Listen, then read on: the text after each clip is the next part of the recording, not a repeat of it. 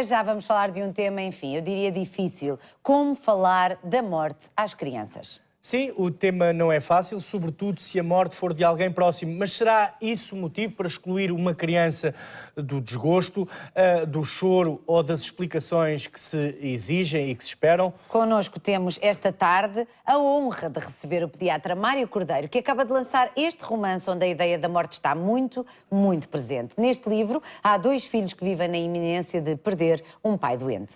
E a pergunta que se impõe, antes de recebermos com uma salva de palmas, o Dr. Mário Cordeiro, certamente. Dr. Mário, Bem-vindo, obrigada, doutor. Boa tarde. Como é que se fala da morte às crianças? Como é que há este chegar com um tema tão duro a uma realidade infantil? Bom, a morte vai-se falando. Ela, aliás, vai ocorrendo e aparecendo.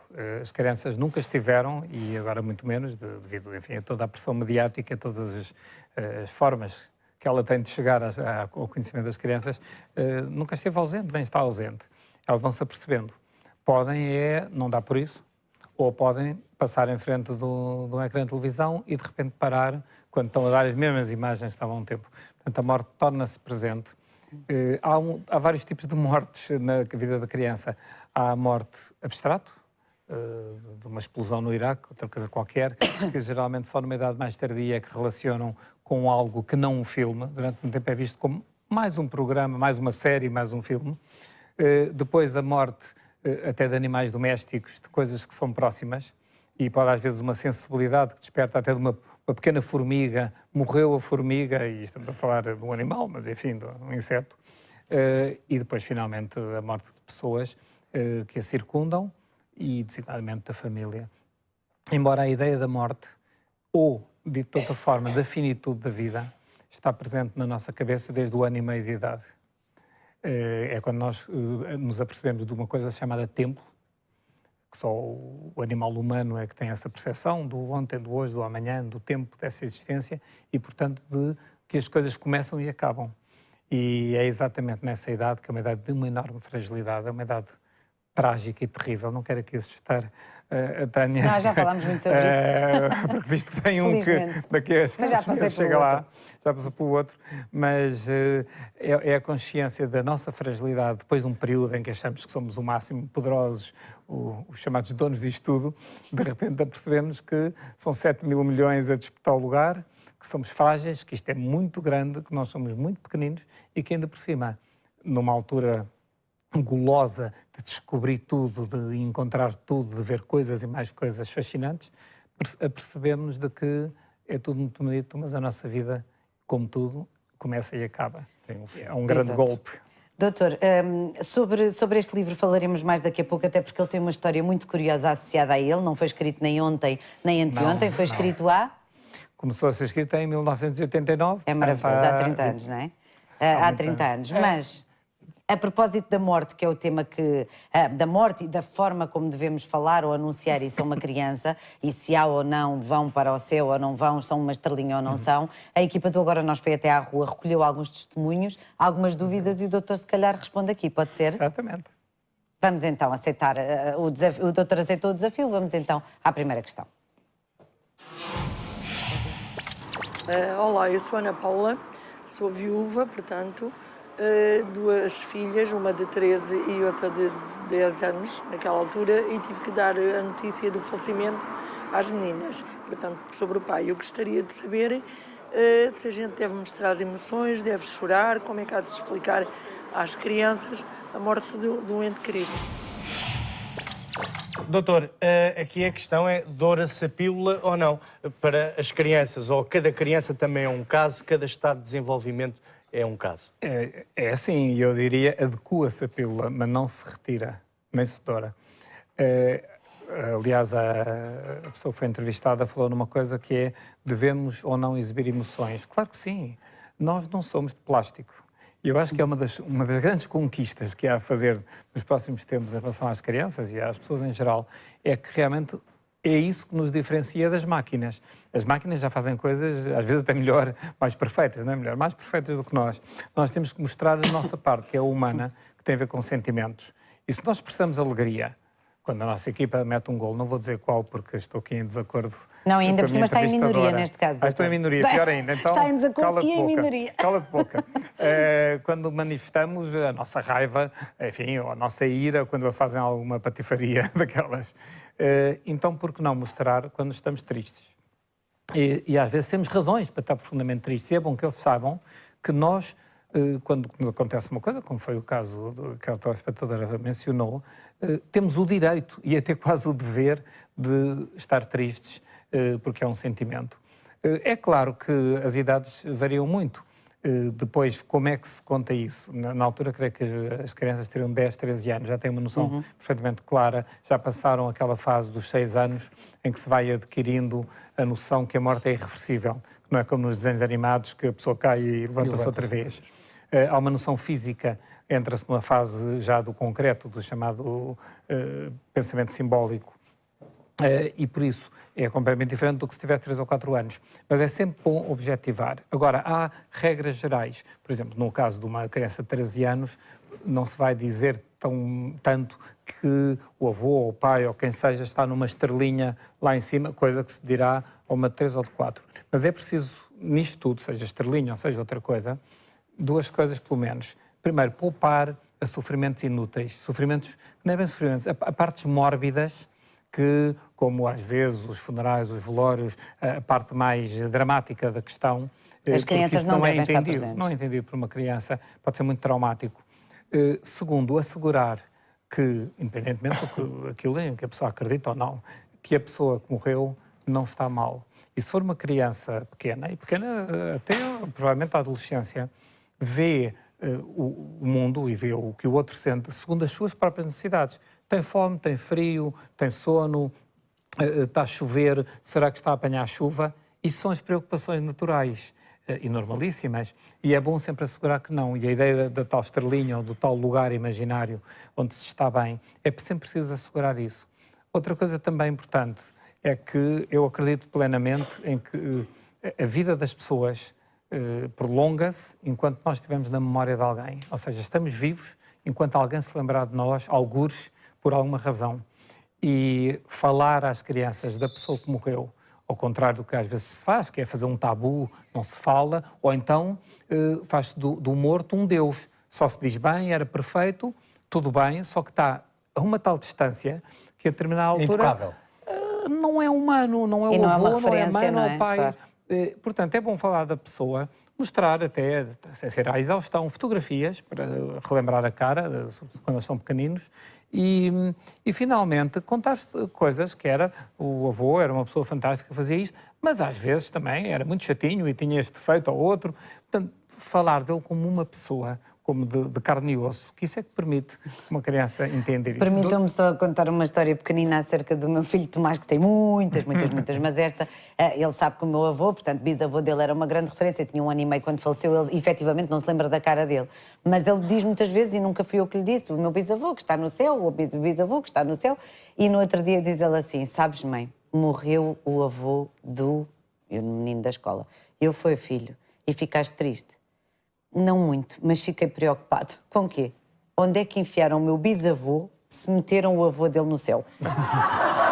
Portanto, ele acha que o céu é um espaço deste tamanho, exatamente, onde cabe apenas uma pessoa. Vamos ouvir doutor, mais um testemunho. Eu queria fazer uma pergunta. Mostra bem. Eu queria fazer uma pergunta antes de voltarmos à rua.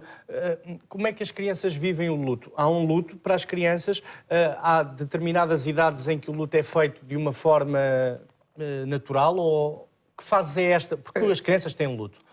Todos nós, aliás, temos um luto em relação a coisas nas quais investimos muito, seja investir tempo e neurónios, seja afetivamente, e elas terminam.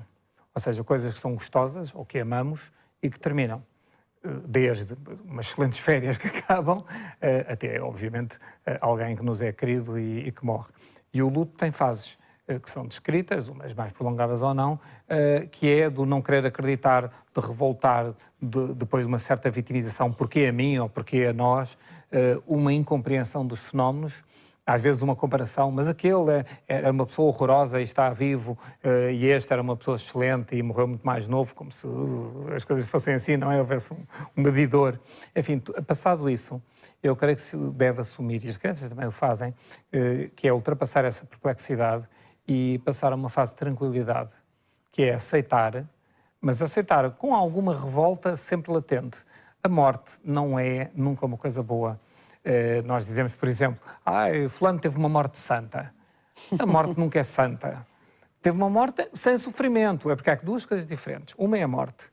E claro, todos desejamos, é uma coisa que acontece, pum, e todos desejamos que aconteça, de preferência sem sofrer, porque masoquistas, felizmente, não há muitos. E o mais tarde possível. Outra coisa é a finitude da vida, é a perspectiva de que a vida acaba. E essa é que nos dói, francamente. E por isso, acabar a vida nunca é bom. Se for sem sofrimento, ótimo. E por isso é que eu também costumo dizer, ninguém está a morrer. Eu quando ouço alguém a dizer, eu não sei quanto está a morrer, mentira. Estamos todos a viver. E todos a viver uma vida. Com mais dificuldades, com menos dificuldades, com mais dor, com menos dor, mas sempre viver uma vida e não a morrer. Ninguém está a morrer. Muito bem. Vamos ouvir mais um testemunho. É um prazer tê-lo cá. Muito obrigado. Eu sou a Regina, tenho 2 filhos adultos. Já tive que dizer aos meus filhos, quando perdemos pessoas ente queridas, o que se passava, mas sinceramente não sei a partir de que idade é que eles começam a compreender o que é a morte. Vamos voltar aqui um bocadinho atrás para responder a esta senhora. A presciência da morte, como eu disse, é cerca dos 18 meses, a consciência da finitude da vida. Aí inicia-se a chamada angústia existencial, que nos persegue a vida toda. Aliás, é naquela fase que os pais desaparecem e eles ficam... Exatamente. Porque eles não sabem se nós vamos voltar, não é? substanciada no medo do abandono. Exatamente. É a angústia existencial. Depois, a partir dos 5, 6 anos, também conforme as experiências que as crianças têm, mas a partir dos 5, 6, há uma consciência que a morte é irreversível. Ou seja, que o tal avô que partiu não volta. Vai voltar. Depois, mais tarde, já se começa a ter uma ideia. E depois há fases. Sempre que há uma pulsão de vida, uma pulsão de crescimento, na adolescência, por exemplo, em que se abrem horizontes, em que as relações afetivas mudam, em que há perspectivas até de que se vai acabar o liceu porque há uma carreira profissional, portanto, vem aí muita vida, surge sempre um medo terrível, se calhar se vem muita vida, isto é uma pena, se vem aí a dita cuja ceifar-me a vida. E é por isso, por exemplo, que os adolescentes são tão hipocondríacos. É engraçado porque os adolescentes, curiosamente, é o grupo etário que tem mais saúde, mas são aqueles que um espirro, credo, é uma coisa terrível, não é?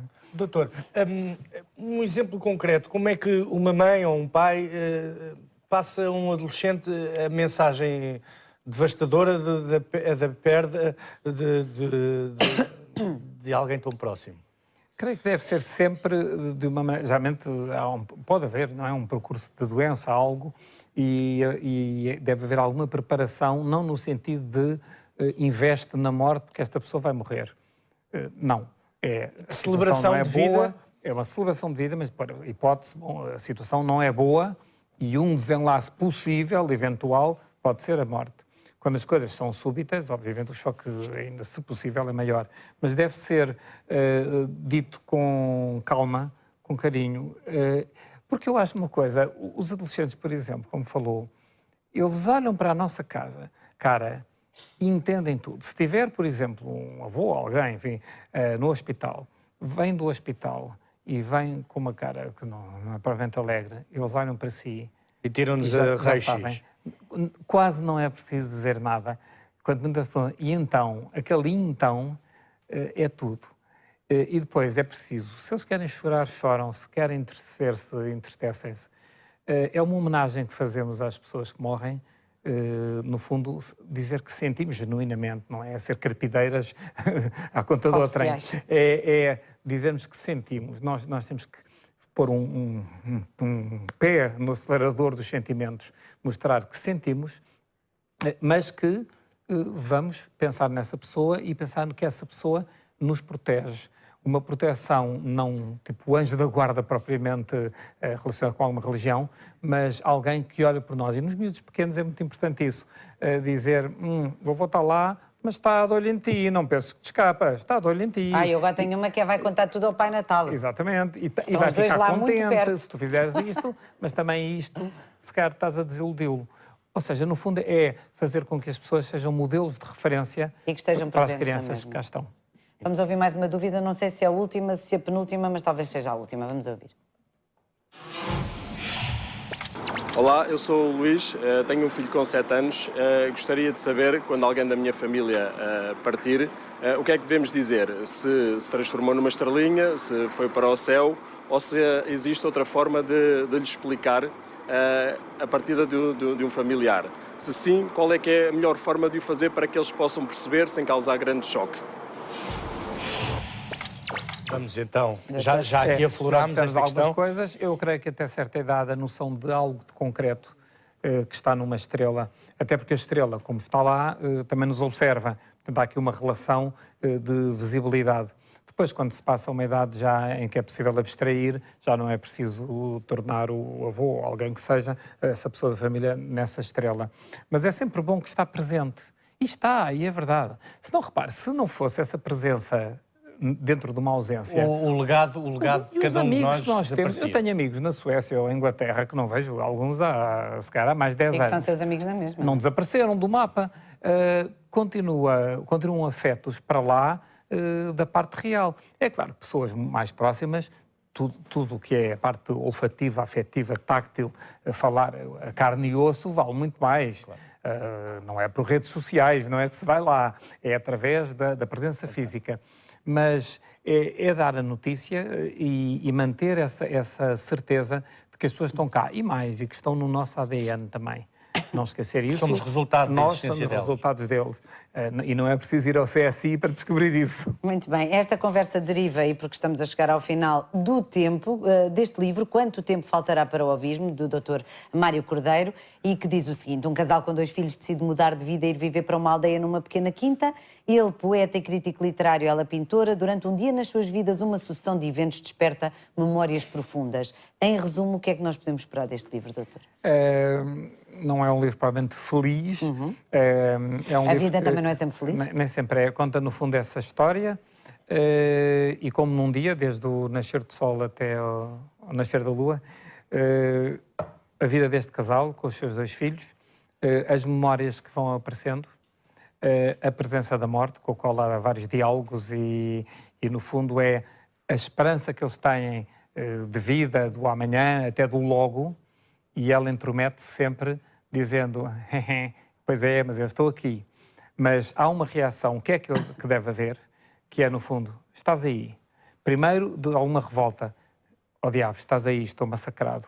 Mas depois, a seguir, a resposta, eu não vou contar tudo, mas a resposta é: estás aí, então deixa de estar. Porque isto é um negócio a 2. Tu queres-me levar, mas eu também só vou quando eu quiser. E não vou deixar de viver a minha vida por causa disso, com momentos de esperança e de desespero. Ou seja, no fundo não importa quanto tempo faltará para o abismo chegará. Até lá, a melhor homenagem de nós homenagearmos a vida é avidamente vivê-la. Muito obrigada, doutor. Nada, obrigado eu. Mário Cordeiro, é sempre um prazer recebê-lo. Ficamos aqui a perceber um bocadinho da morte e da infância, como é que estes 2 confrontos... O princípio da vida e o fim da mesma, não é? É difícil. Percebemos que temos que poupar as crianças de exageros, mas confrontá-las sempre com a vida e com a realidade. Só uma pequena coisa, diria assim. Com certeza. Como a vida é finita, antes que cheguemos só a uma provecta idade a descobrir isso, que não percamos, desde o início ensinamos as crianças a não perder tempo, nem com situações, nem com coisas e até nem com pessoas que não interessam nem ao Pai Natal. Ser muito seletivo. Doutor Mário Cordeiro, um grande aplauso. Muito obrigada. Um beijinho, é sempre um prazer.